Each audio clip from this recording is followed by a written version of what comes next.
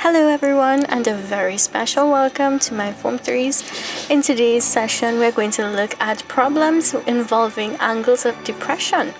We're going to learn how to use the information that we're provided with to construct a diagram to represent the information and use it to solve the problem. We're going to take a look at question 2 now. Let me just erase this from here so it doesn't mess up. Good. So let's go. This time we're dealing with an angle of depression. They told us that, all right? So they're saying from an airplane at an altitude of 1,200 meters, the angle of depression to a building on the ground measures 28 degrees. Find the distance from the plane to the building. So I'm going to start again by drawing a diagram because I want to get a visual idea as to what I'm looking at, what this problem looks like. The first thing I'm going to do, I'm going to represent my line of sight from the airplane.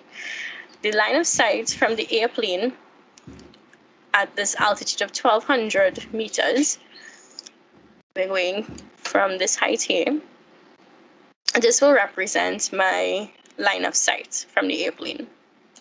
When they say the airplane is at an altitude of 1,200 meters, anybody wants to tell me how we're going to represent that 1,200 meters in our diagram? Is it on the line? Anybody else has another thought before we come up to determining whether it's right or wrong? Anybody has any other thoughts about where the altitude? When you hear the word altitude, anybody has an idea of what altitude means? The height. Height, exactly, height. How can we represent height? Because if the airplane is at an altitude of 1,200 meters, think about it. Altitude of 1,200 meters. How can I represent that? From the purple dot going down. Beautiful. That's where it will go.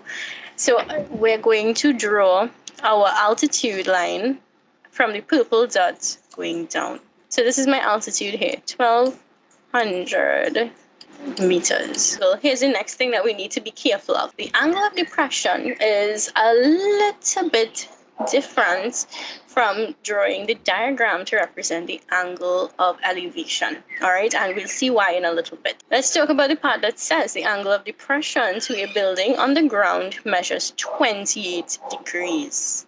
Now remember, this time we're looking down at something from an altitude of 1,200 meters. This straight line, what this straight line represents, people? Just want to make sure we're all on the same page, right? What is straight line? Line of sight. Good, line of sight. So if I'm creating an angle of depression, where is that angle going to form? It's going to form from my horizontal to whatever object I'm looking at, right? Yes. Right now, good. So right now I don't have a building on the ground. Let's just make a point to represent where that building is. So let's just say this is where the building is on the ground. How am I going to draw my angle of depression? Downwards. Downwards. To the building. Good. Downwards to the building from the Horizontal line of sight. good. So the angle will form between those two lines. So let's draw the line of sight from the plane to the building now. And that's where our angle is going to form. So from the plane to the building is this beautiful line. Somebody want to tell me which one of those angles is my angle of depression? Which one am I going to label? Yeah, this one, yes. Nice, this one here. So I'm going to label this one 28 degrees. So before I continue to draw my diagram, everybody understands how this is the angle of depression, why we identify this as the angle of depression? Yes. Okay. The line of sight and the angle of depression line. Very good, very good. So always remember that. This is why I was saying the angle of elevation triangle is so much easier to draw in comparison to the one for depression.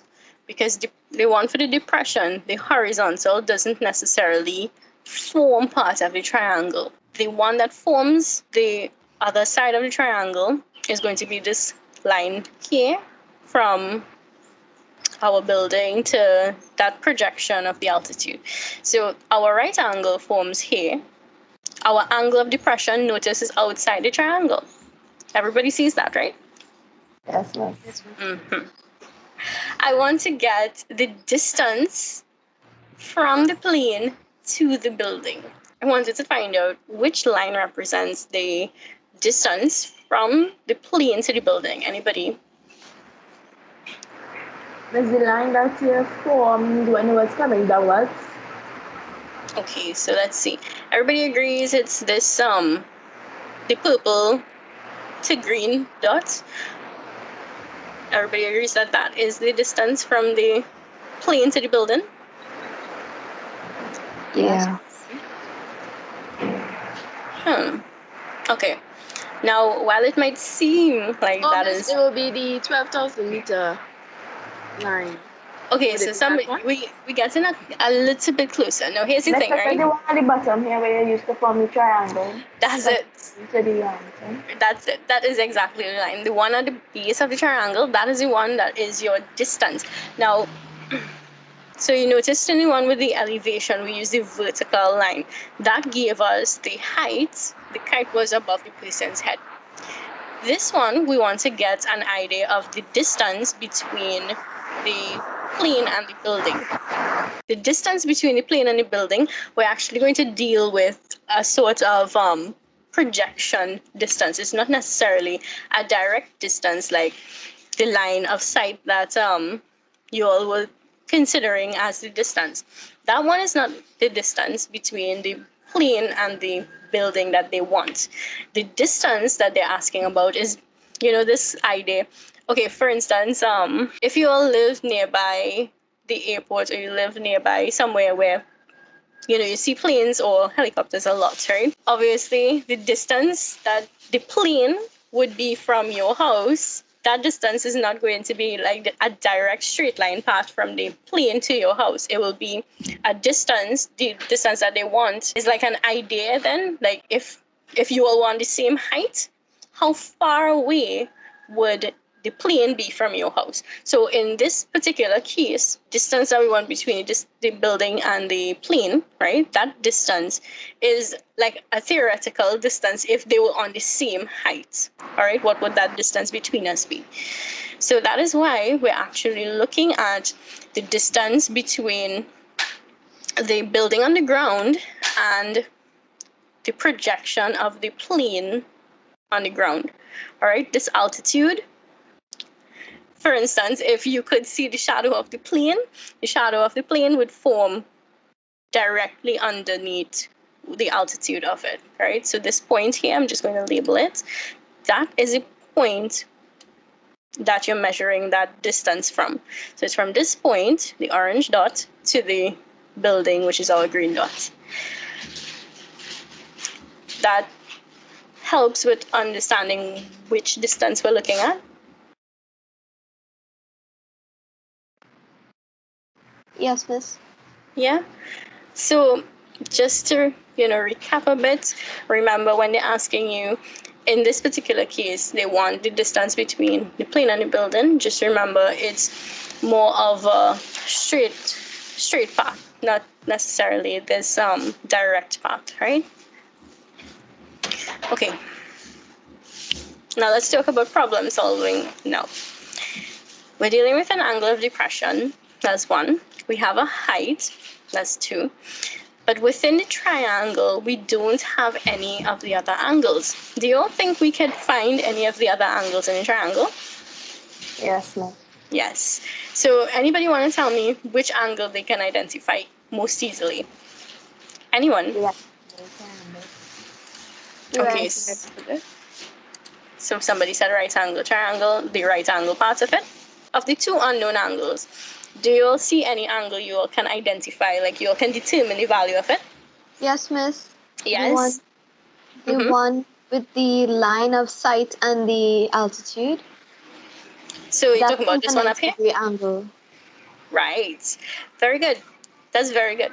So you can use the fact that this is a 90-degree angle formed between these two lines, the horizontal and the altitude.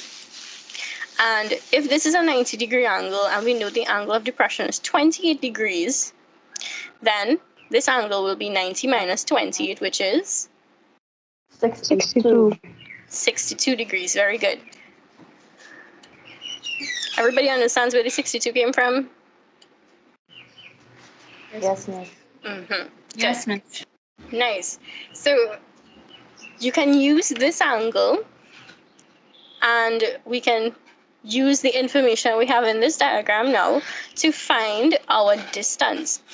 There's also another method there's another way you could do it as well, but I want you all to work it out this way, and we're going to work it the other way as well, and you'll see you'll get the same answer.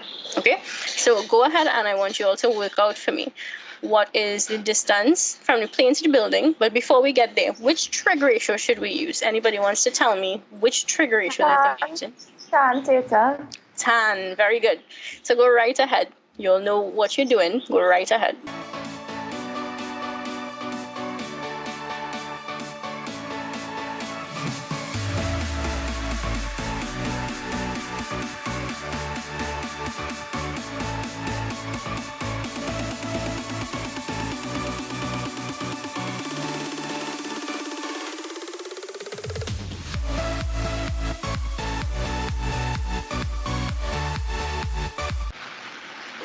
All right. Anybody with the answers yet? Yes, miss. Okay. So what did you get for your answer? 2,257 meters. All right. Let me just. Okay. In the meantime, anybody? Okay. So you rounded off yours. Nice. Anybody else want to share their answer? 2,256. 0.87 or 2,257. Okay. That's just a my second. So everybody got 2,257 meters. Very good. 2,257 meters, right? And well, that's the nearest meter.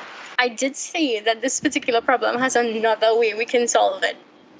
So let me just see if I could erase some of my doodling here a little bit. Okay, so let's just pretend I was starting back from the beginning where I just had my triangle, my angle of depression formed, right? I'm leaving this information here because I want to compare the answers in the end. Let's talk about this triangle. My alternate solution. Alternate, and it's so funny. That's it. Exactly. I can identify alternate angles in here, and I can say that this angle here is an alternate angle. Degrees. Exactly. See what I'm talking about? So this is why I like to point out for everybody, don't ever forget the basic things you learn, because those little basic things might just be your ticket to finding a simpler solution for your entire problem. So some people, they might remember the rule that angles sum to 90 degrees here and find that missing angle. And somebody else might be like, hey, look at Z shape, that's an alternate angle. And that saved them having to do that arithmetic part of things, right? Now, let's work out the side that we want to find. Now, before we actually do that, let's just make sure that we're going to be using what trig ratio we're going to use. First of all, this angle, 28 degrees, this particular line that we have for the altitude is now the opposite side of the triangle because we're looking at it from this particular angle. Make sense? Yes, miss. So what this side going to be called now? The adjacent. The adjacent, yep, because it's right next to our angle.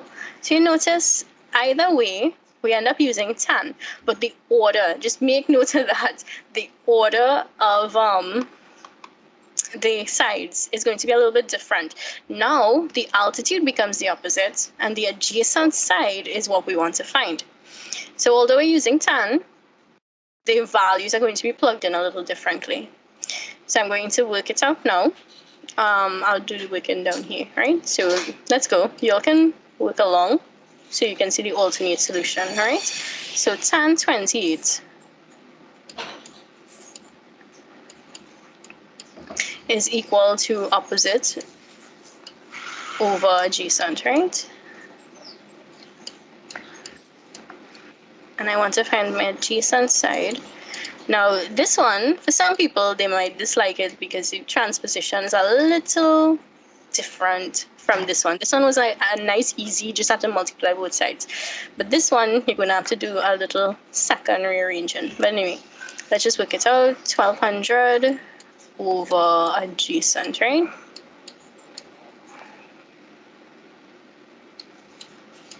So if I want to get the adjacent side, this means that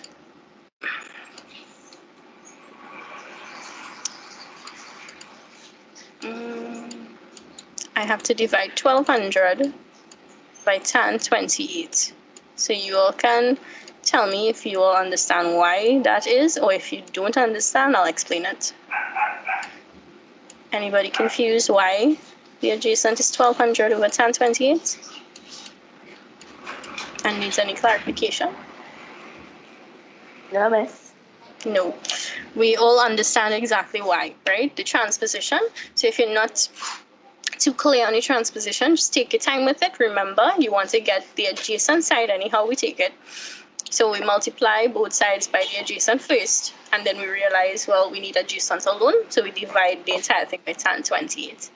Now, work it out.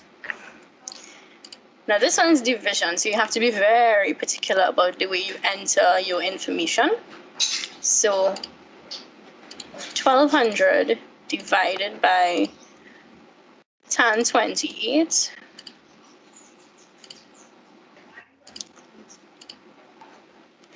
And anybody want to tell me what they got for their answer?